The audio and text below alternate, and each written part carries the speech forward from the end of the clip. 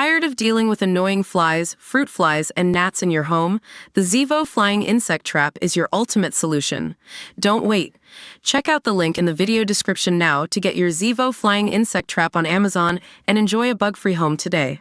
Wimbledon gardeners have had to fend off the threat of very hungry toxic caterpillars that can trigger severe skin rashes, deadly asthma attacks, and even blindness. Thousands of tiny hairs on the caterpillars, which feed off oak trees, contain toxins that can cause vomiting, dizziness, fevers, as well as skin, eye, and throat irritations. Experts have warned the pests, which originate from the oak processionary moth, pose a threat to humans, pets, and plants, and that people should not approach them or their nests, with the exposure risk highest in May and June. A nest typically looks white before it turns brown and is ironically around the size of a tennis ball. Britain has long been plagued by hordes of the insects, who are said to have first appeared in the country in the early 2000s after arriving on a shipment of imported tree stock.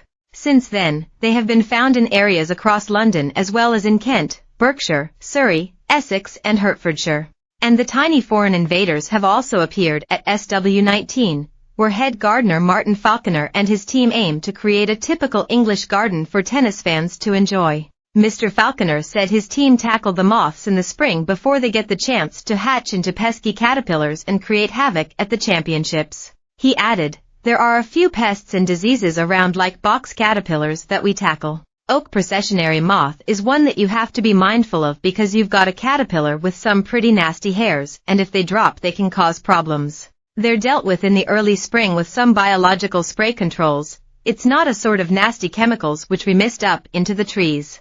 If you catch them early in the spring, then they don't get to that stage when they turn into a caterpillar." He also revealed the tournament's plans to go even greener by using peat-free compost for all its flowers within 2 years.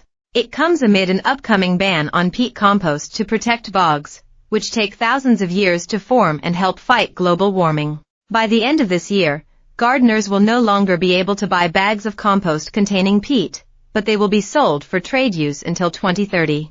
Mr. Falconer added, "All of our compost is homemade, so some refer to it as black gold. It is such a good product, better than anything you can buy in the nurseries peat-free. We are doing trials at the moment to go completely peat-free on all our hanging baskets and petunias under 2 years. We are completely peat-reduced now. We have got about 100 modules and about 24 baskets that are peat-free, and we are just trialing it to get the feed in and everything right so that the displays are as good."